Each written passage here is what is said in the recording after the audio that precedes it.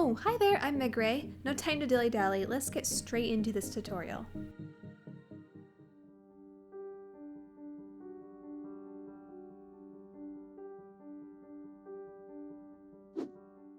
So this first tree was inspired by one I did in my survival world, and here's just a basic palette. We're just going to use dark oak with spruce and oak fences, and then a glass pane of your choice. I'm going to be using brown to fit with this brown theme, and then just any leaf block.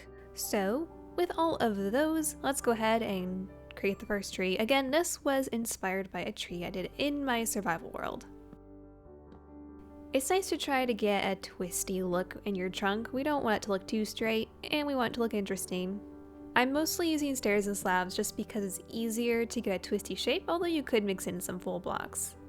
And you're just gonna go around, mess around with it till it looks good. Just make it look interesting, like I said. So what we're gonna do is just use the fences for most of the branches. Starting with the dark oak, we're not gonna worry about the other ones just yet, and just wrap it around and figure out how wide or how big you want your tree to be. And once you do one of those, you can do multiples of them, and we can branch off of those too. The reason I'm using the fences here is because I like how thin they look. They don't really connect in the best way, but it doesn't really matter as much for these trees, and you don't really have much of a choice for this size. This is the best block you can use for small twig-like branches, unfortunately. Slabs are just a little too thick for my taste. And spread them out. You'll notice that so far all of my branches are about the same level, so we should probably branch up a little bit and have some more vertical branches. We just need to add some height to it. And they do curve a little bit, just not as much as the lower ones. And don't forget to branch off a lot, because the more branches you have, the more realistic it will look. So I'm just going to keep branching off. And I'm kind of making them angle down a little bit. I'm not making them, this one here, it's kind of sticking out too much, so I'm going to make it angle down one. Make it curve like that. And I'll just keep going until I think I have enough. Sometimes it helps to look at them from the top too. See how this one here doesn't have anything branching from it? So we can branch a couple from that one. Once I have all of the branches laid out where I want them to go, as long as I'm satisfied with this, and I want these branches to stay pretty high up because on the end of each one, we're going to do a spruce fence, then an oak, and then our glass pane. And I'm doing brown just because it blends in with the tree. We're going to get crazy with colors later, but this one's going to look almost like a normal tree. So then we'll just repeat that all around the tree, everywhere you see a dark oak fence hanging down. So there's a few here, but if you feel like you need more, you can always branch off and add more, starting with the dark oak, don't forget, and then branch off and make some more of them. Make as many as you want. Make it very beautiful. Once you're satisfied with all of your little hanging things, you got them all, then we can just take our oak leaves and start spreading them around. Now there really isn't any rhyme or reason for how I'm placing these, but I am making sure not to go down too far. I want to leave all of these branches exposed. Basically, I'm only placing them wherever the dark oak fences are. I'm trying not to make the leaves go too low, although you do want to have some underneath as well as some on top. And you want to leave gaps in your leaves. You don't want them all to be in big clusters, so try to spread them out. Don't put them all together in one block because that will not look very nice. And always be sure to double check it once you get all your leaves in place. Make sure they all look proper. Make sure it doesn't look like it's very bare in one spot and not in another. Also make sure you have a good, nice round shape. This one looks pretty good. So if you do feel like it's too flat on top, you could always add an extra branch on top and then round it off. But this one looks pretty good, and you can even make the leaves go out a little bit farther from the branch, but not too far, because we want to make sure there's branches next to the leaves wherever we place them, but sometimes I'll branch them out maybe a couple blocks away. But there we have our fantasy oak tree. I think it turned out fantastic.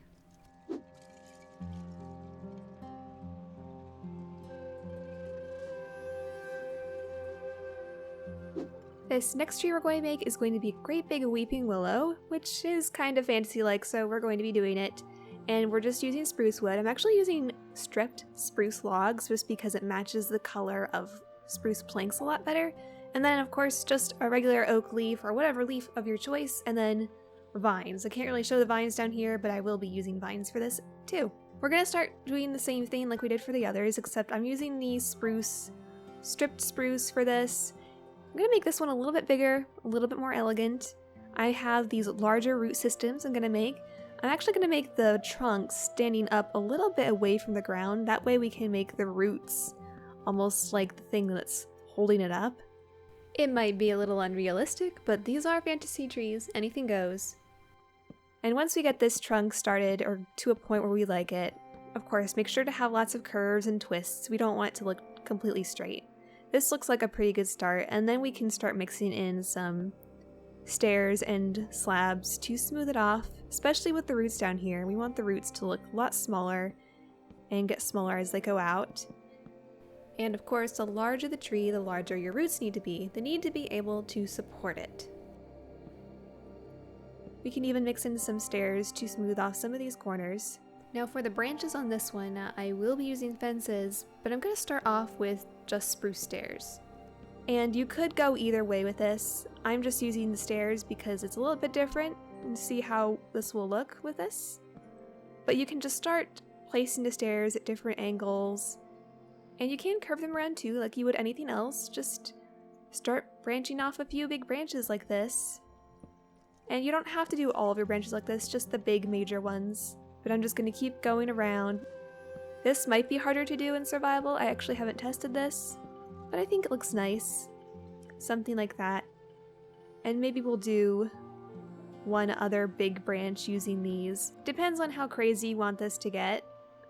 But we could even branch off of this with slabs or with fences. I'm just going to use fences because it's a little bit easier. And make them curve down and create these nice curved shapes. And the branches for willow trees, which is basically what this is, they go way, way down to the ground. So the closer you get to the ground with these, the better. We will have the leaves reach all the way to the ground, but it's nice to get the branches almost touching the ground. But you also want to make sure they're not all going to the same length. You want to have a variety of lengths, so try to vary it up a little bit. Here's something else to look out for. Try to avoid really right angles like this and try to smooth them off. If you're using fences to extend your branches and make them go lower, try to smooth them off a little bit like this and round off those corners, because trees do not have right angles like that. They're very organic, very flowy. So just keep that in mind as you're building. And don't worry if they don't connect like this. It's not a big deal, especially when it's already unrealistic as it is using the fences, and you're not going to see the difference, especially once you get the leaves in place. But I do try to connect them as much as I can. Make sure it curves down and around.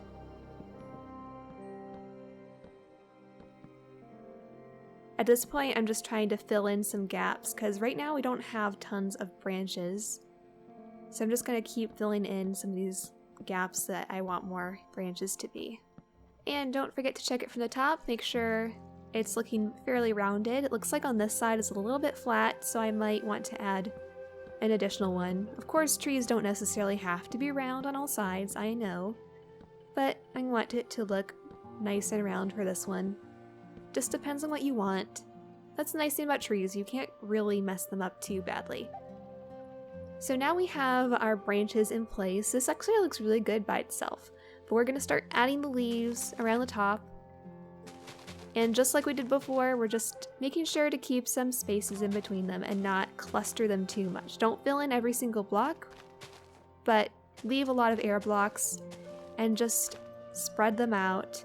And try not to leave any flat edges. You don't want to leave any giant flat edges such as this. You don't want to leave that there, so you could always break it up a little bit and just keep thinking about things like that. I'm going to do some experimenting with leaves on these hanging branches, and we're just going to make them go just a little bit down, but not all the way to the end, because we're going to be using some vines on this and see how that looks too. So just make sure you're going down these branches and putting just a few leaves on the sides.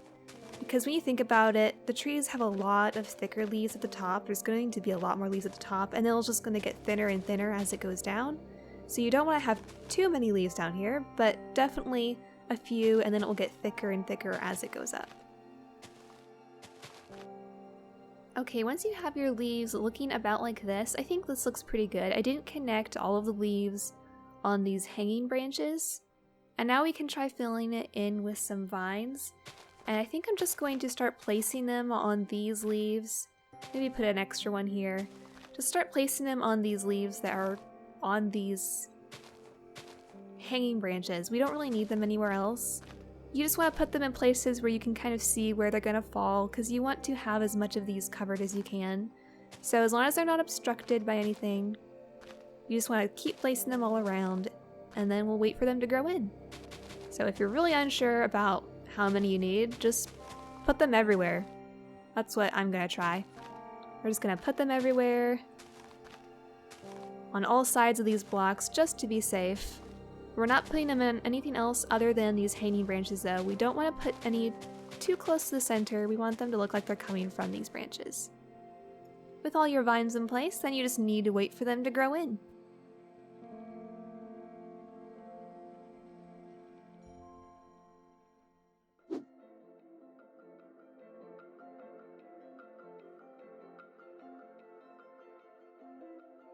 This third fantasy tree does not have a name because it is completely made up, but let's just throw it out there and call it the Shroom Tree. It kind of looks like one. We're going to be using oak wood for this, and I'm going to be using dark prismarine and cyan glazed terracotta. Just because those blocks look kind of cool together, although this does have a creeper face on it, which is kind of creepy, so if you didn't want to use that, you don't have to. But we're going to start with just a basic trunk, and this one I'm actually going to just be thinking about making it twisty. I know I've been making all of the others twisty, but this one is going to be like a pattern. So you're going to do a stair, upside down stair, stair, and it's just going to go in a square basically and just twist around. And I know we didn't really do that exactly with the others, but I thought it would be cool to try it. So let's just make this go up and twist around. Something like that, and you get a really cool twisty trunk. Of course, you do need to fix the roots a little so it actually looks like it can be supported. We don't want it to look like it's about to fall over, so make sure you add your root system or whatever you need to down here. Something basic like this will do just fine. Now for the branches, again, we're going to be just using fences because they're nice and thin. But instead of what we did for the other tree, we're going to make these branches kind of go higher but not droop down. So they're going to go higher up and flatter just like this. That's probably about as low as I want it to go. Let's try doing another one. This time we'll make it go a little bit straighter up. Just picture it like you're doing the bottom half of a mushroom. You just want to have very high branches like this. You don't want them to be drooping way down like the other ones. We do want the branches to go at different levels. We don't want them all on the same level. Maybe even try having some go straight up. We might want to curve it out just a little bit, but not too much. So once I have these bigger branches in place, I'm just going to branch off and make a bunch of small ones. Just think about wherever you want leaves to fill in, that's where you're going to put a branch. Make sure all these big gaps are filled in. I think I've mentioned all of this before. But for this tree in particular, we're just making sure the branches are angled upward and not downward as much. And there is our basic trunk with our branches. Now we're just going to take the dark prismarine or the darker block of your choice. I would recommend having a dark block and a light block. Whatever colors you choose to use for your leaves, take the darker block and start building around the branches towards the bottom. Because what we're going to do is we're just going to build out the darker parts or the underside of the leaves with these dark blocks, and then we'll take the lighter one. Mine is the creeper face, the creeper blocks, and we're going to spam those around the top. Because we're thinking about the shadow levels of the tree, we want it to look like it's darker on the bottom, lighter on top. So this might not be the best color combination. You could always come up with your own and maybe even add more. Maybe have 3 or 4 colors. But that's the basic idea, to put the darker blocks on the bottom and the lighter ones on top. And since these are solid blocks and you can't see through them like you can leaves, you might want to space them out a little bit more. It's a little bit harder to work with trees when the blocks are solid and not transparent. So just be careful how you place them. Make sure you can actually still see the branches through the leaves. It's a little bit trickier when you're using solid blocks to do that. You could even, for example, just cover the tops of a branch and then not so much on underneath, but maybe a little bit on the sides and then a little bit on top. You still see the branches there, but it won't necessarily cover it all up. So your finished tree might look something like this. And like I said before, it's nice to leave a lot of the bottom parts of the branches exposed, and then when you look underneath, it almost gives the impression that it looks like a mushroom, where you can see all the different ridges underneath. And if you wanted to round it off even more and make the top of it completely rounded like a mushroom, you could do that, but I kind of like keeping it looking almost like a natural tree too. But that totally would be another option if you wanted to fill in these gaps and connect it more and smooth it off and actually make it look like a mushroom. But there is our shroom tree.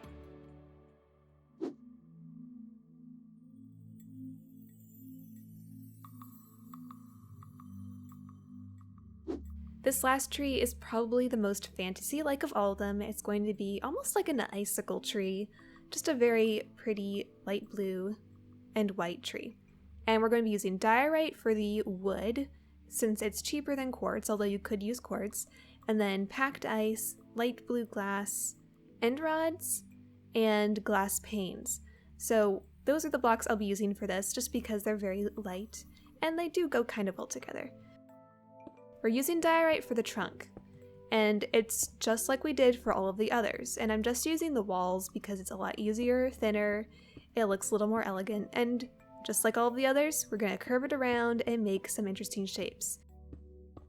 You probably could mix in a few slabs and stuff, especially for the roots if you wanted to, but for the most part I am just going to be using the walls. We can throw in a couple here and there. That'll look nice. All of the branches though are just going to be using the walls because it's the best thing you can use here. You can make it as big as you want, as small as you want.